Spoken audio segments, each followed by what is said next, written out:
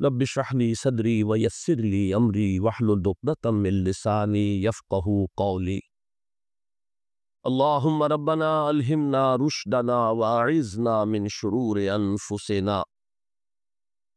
اللهم ارحمنا بالقرآن العظيم. اللهم اجعله لنا اماما ونورا وهدى ورحمة.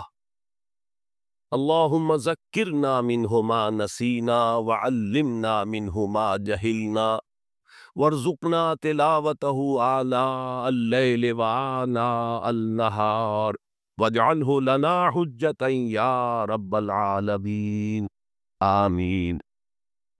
اب نوٹ کر لیجئے، یہ کتابیں اگر آپ پڑھنا چاہیں تو کتاب الملاحم میں پڑھیے۔ بدترین عذاب عربوں پر آیا کھڑا ہے، سروں پر چڑھا ہوا ہے، بدترین۔ ایسی جنگ ہونی ہے الملحمۃ العظمیٰ، جس کو کہ میں بھی آپ کو گواہی پیش کر دوں گا، جسے کہا گیا کہ لاسٹ کروسیڈ۔ بش نے بھی کروسیڈ کا لفظ بول دیا تھا، پھر واپس لیا اس نے۔ نکل جاتی ہے جس کے منہ سے سچی بات مستی میں، فقیہ مصلحت بھی سے اور اندے بادہ خار اچھا، کروسیڈ کہہ کر پھر واپس لیا۔ یہ کروسیڈ، اس کے اوپر جس قدر نقصان ہونا ہے عربوں کا، گریٹر اسرائیل بنے گا، یہ عراق، شام، اردن، سعودی عرب کا کچھ شمالی علاقہ، ترکی کا جنوبی علاقہ، مصر کا صحرائے سینا، اور اس کے ساتھ ہی جو بہترین اس کا زرخیز ترین علاقہ ڈیلٹا آف نائل، یہ سب یہودیوں کے قبضے میں جائیں گے۔ اس کو حدیث میں کہا گیا الملحمۃ العظمیٰ۔ عیسائی 80 علم لے کر ہے مسلمانوں تم پر حملہ آور ہوں گے، اور ہر علم کے نیچے 12,000 فوج ہوگی، 9.5 لاکھ فوج۔ یہ نیٹو کی تیاری کس کے لیے ہو رہی ہے؟ جب یو ایس ایس آر کا خاتمہ ہوا تو پوچھا گیا تھا نیٹو چیف سے، اب کس لیے؟ تمہارا وہ دشمن تو ختم ہو گیا، اب ہمیں اسلامک فنڈامنٹلزم سے نمٹنا ہے۔ وہ جانتے ہیں خطرہ یہی ہے، اب اسلام ابھر سکتا ہے، مسلمانوں کے سینوں کے اندر وہ آگ ہے، اوپر خاکستر آ گیا ہے، تو اٹھانا بیٹھنا، یہ اندر تو انگارہ ہے، اوپر سے راکھ ہے، اسے دھوکہ نہ کھا جانا ان کے دلوں کے اندر۔ اور بش نے کہا تھا مسلمان چاہتے ہیں کہ ہسپانیہ سے لے کر انڈونیشیا تک نظام خلافت قائم کرے، اور میں حیران ہوا تھا کہ اس کمبخت کو ہسپانیہ کا خیال کیسے آ گیا؟ ہمیں تو کبھی آتا ہی نہیں، اب ہم تو بھول گئے، وہ تو 500 برس پرانی بات ہے جبکہ وہاں سے ہمیں نکال دیا گیا تھا۔ اگرچہ اقبال نے کہا تھا ہے ارض فلسطین پہ یہودی کا اگر حق، ہسپانیہ پر حق نہیں کیوں اہل عرب کا؟ ہسپانیہ میں تو 800 سال حکومت کی مسلمانوں نے، اور ابھی 500 برس سے گزرے ہیں نا۔ یہودی تو ارض مقدس سے 2000 سال نکالے گئے، انہیں لا کے آباد کیا گیا، عربوں کے سینے میں خنجر کھونک دیا گیا۔ وہ چھوٹا سا ملک جو چاہتا کرتا، کوئی پوچھنے والا نہیں۔ امریکہ جیسے اپنے بیٹے کی حفاظت کرے ویسے کرتا ہے۔ اور حضور نے فرمایا ہے وہ جنگ جب ہوگی تو ایک باپ کے اگر 100 بیٹے ہوں گے تو 99 ختم ہو جائیں گے ایک بچے کا۔ یہ حدیث ہے، حدیث ہے صحیح۔ اور آپ نے فرمایا ویل للعرب من شر قد اقترب، عربوں کے لیے ہلاکت ہے، عربوں کے لیے بربادی ہے اس شر سے جو قریب آ چکی۔ اور آج جس طرح انہوں نے ان کی تہذیب کو اختیار کر لیا، دبئی جا کر دیکھیے، بدترین مغربی معاشرہ جو ہے وہ دبئی کے اندر ہم نے قائم کر کے دکھا دیا۔ اب سعودی عرب اس راستے پر بڑھ رہا ہے۔ اور اس کے بعد نمبر 2 پر جو ہے ہم پاکستانی ہیں، لیکن میں اس کے پہلی بات جو کہہ رہا ہوں وہ تو یقینی ہے، اس میں تو احادیث صحیح آگت، اگرچہ اس کے بعد پانسا پلٹے گا، پھر حضرت مہدی کا ظہور ہوگا، حضرت عیسیٰ کا نزول ہوگا، اور وہ گریٹر اسرائیل گریٹر گریو یارڈ بنے گا یہودیوں کا، ایک ایک یہودی قتل ہوگا، دفن ہوگا۔ یہ بات میں ہونا ہے، میں پہلی بات پر فرض کر رہا ہوں۔ وہ بازا پلٹے گا جب پلٹے گا، ابھی جو سامنے ہے وہ کیا ہے؟ جس ملحمۃ العظمیٰ کہا حضور نے، جسے آرمگیڈون کہتے ہیں عیسائی۔ آرمگیڈون کی اگر کہیں جا کر آپ دیکھیں گے، آپ ڈکشنری میں مانی تو کیا لکھا ہے؟ A very big war which will be fought between the forces of evil and good before the end of this world. اس دنیا کے خاتمے سے پہلے خیر اور شر کی قوتوں کے درمیان بہت بڑی جنگ ہوگی۔ ارمجدون اسے کہتے ہیں عربی میں، اور آرمگیڈون اسے کہتے ہیں انگریزی کے اندر، اور یہ بائبل کی آخری کتاب کے اندر ہے، جو اس میں کہ مکاشفات یوحنا، ریولیشنز آف سینٹ جان۔ یہ تو میں کہہ رہا ہوں یقین کے ساتھ، اور زیادہ دور نہیں آیا چاہتا ہوں، اس لیے کہ یہودیوں کا اور عیسائی جو کنزرویٹوز ہے، نیو کنزرویٹوز، ان کا 5 نکاتی ایجنڈا ہے متفق علیہ، جس کے تحت یہ جنگ صلیبی شروع کی گئی۔ وہ سن لیجیے آپ۔ آرمگیڈون نمبر 1، گریٹر اسرائیل قائم ہو جانا اس کے نتیجے میں نمبر 2، مسجد اقصی اور قبۃ الصخرہ کو گرانا نمبر 3، وہاں تھرڈ ٹیمپل، وہ مسجد جو حضرت سلیمان نے بنائی تھی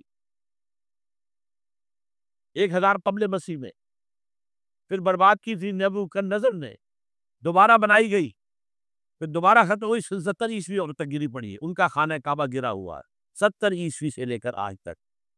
ایک دیوار ہے ویلنگ وال، جہاں جاتے ہیں، روتے ہیں، پیٹتے ہیں، باتوں کرتے ہیں، وہاں وہ بنے گا تھرڈ ٹیمپل۔ اور نمبر 4، اس میں لا کر رکھا جائے گا تخت حضرت داؤد کا۔ یہ تخت کہاں ہے اس وقت؟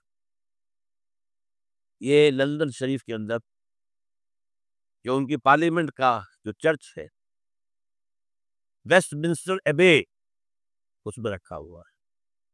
ایک پتھر تھا جس پر بٹھا کر حضرت داؤد کی تاج پوشی ہوئی، پھر حضرت سلیمان کی ہوئی، پھر وہ پتھر رکھ دیا گیا جب حضرت سلیمان نے بنایا ہیکل مسجد اقصی، وہاں رہا وہ۔ ہر بادشاہ جو تھا یہودی اسی کے اوپر بٹھا کر اس کی تاج پوشی ہوتی تھی۔ سن 70 میں ٹائٹس نے گرایا اسے، ہیکل کو، وہ پتھر لے گیا، وہاں سے روم گیا، روم سے آئرلینڈ گیا، آئرلینڈ سے اسکاٹ لینڈ آیا، اسکاٹ لینڈ سے انگلینڈ آیا، اور اب وہ رکھا ہوا ہے 14ویں صدی عیسوی سے آج تک۔ وہ ویسٹ منسٹر ایبے میں رکھا ہوا، ایک کرسی کی سیٹ میں اسے بنا لیا گیا ہے تخت کی شکل۔ اب انگریزوں میں کوئی ملکہ ہو، کوئی بادشاہ ہو جس کی بھی تاج پوشی ہونی، اس میں ہوتا، یہ لا کر رکھا جائے گا تھرڈ ٹیمپل میں، اور اس پر یہودیوں کے خیال کے مطابق ان کا مسیحا آئے گا جو مسیح دجال ہوگا۔ عیسائیوں کے خیال کے مطابق حضرت عیسیٰ آئے گی، وہ ہمارا بھی خیال ہے حضرت عیسیٰ آئے گی علیہ السلام۔ ہمارا یہ تو بات کی بات ہے نا، اس وقت جو عرض کر رہا ہوں، عربوں پر بہت بڑا عذاب، اور پاکستان کا معاملہ البتہ یہ ہے، میں یقین سے نہیں کہہ سکتا، ہینگنگ ان دی بیلنس، ہو سکتا ہے اللہ تعالیٰ ہم پر رحم فرمائے، ہو سکتا ہے، اگرچہ اسی پہ شرائط ہوگی۔ چمن کے مالک اگر بنا لے موافق اپنا شعار، اب بھی چمن میں آ سکتی ہے پلٹ کر چمن سے روٹھی بہار، اب ہو سکتی ہے۔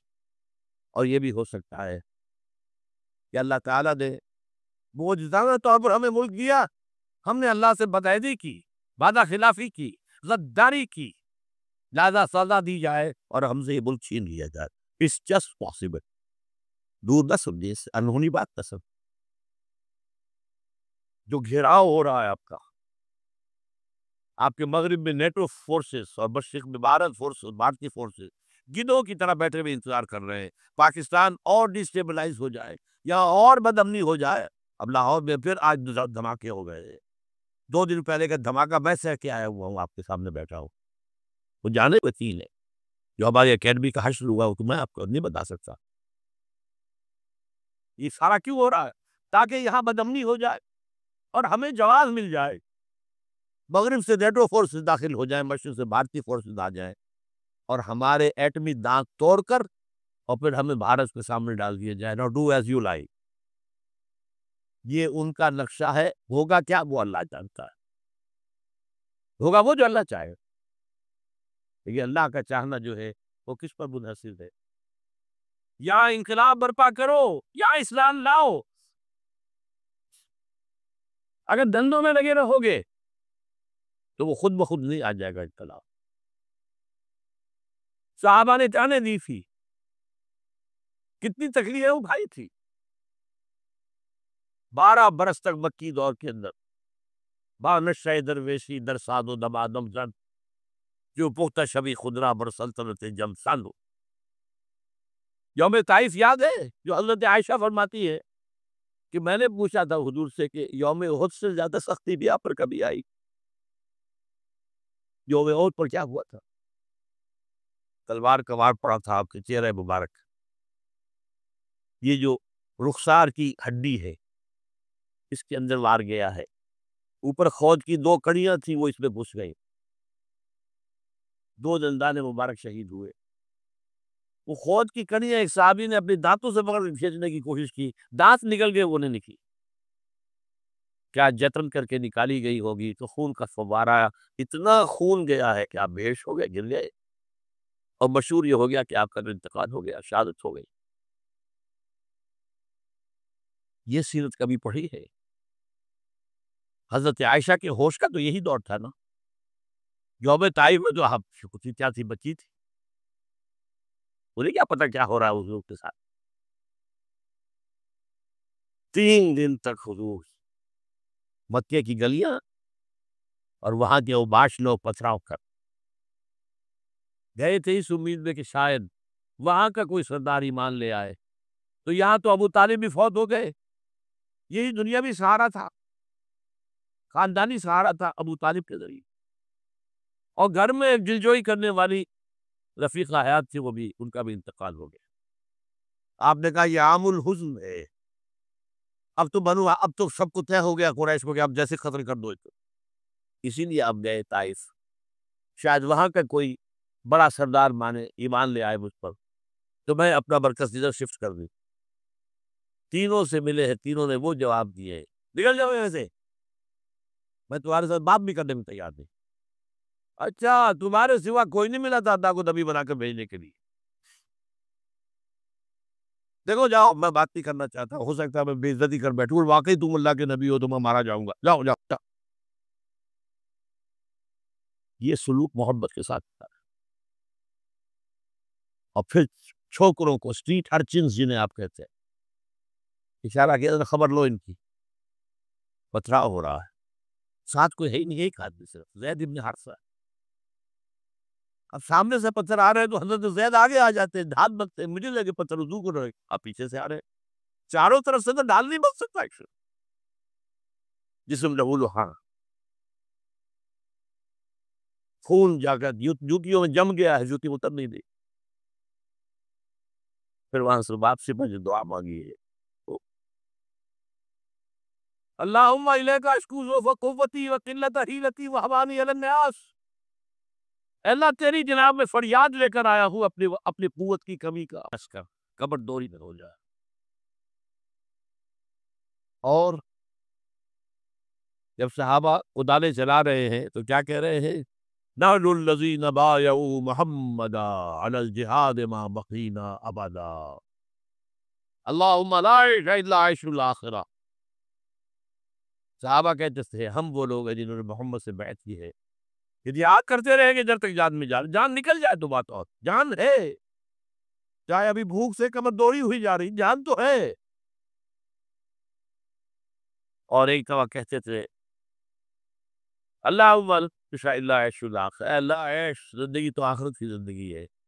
اور حضور فرماتے تھے، حضور کے بیٹھے ہوئے نہیں تھے گاؤں تو کیا لگا کر پتھر اٹھا کر خندق میں سے جا کے باہر پھینک رہے تھے. جب صحابہ کہتے ہیں اللہم لا عیش الا عیش الاخرہ، حضور فرما رہے ہیں فاغفر الانصار والمہاجرہ، اے اللہ ان انصار المہاجرین کی مغفرت فرما دے. پھر حضور کی خدمت میں کچھ لوگ آئے، حضور اب یہ فاقہ داقہ میں برداشت ہو گیا، دیکھیے ہم نے یہ پتھر باندھے ہوئے. حضور نے کرتا اٹھا کر دکھایا، وہاں 2 پتھر ہوتے. یہ ایسی رسول نبی. آپ کس چیز کو سیرت نبی سمجھتے ہیں؟ بہرحال اس موضوع پر میری ایک کتاب ہے منہج انقلاب نبوی، کہ انقلاب کیسے آیا تھا۔ اگر دل میں ذرا بھی آرزو پیدا ہو گئی ہو کہ اللہ قبول کر لے مجھے قبول کر لے اس کام کے لیے، تو وہ کتاب آپ کے لیے مست کا پڑھ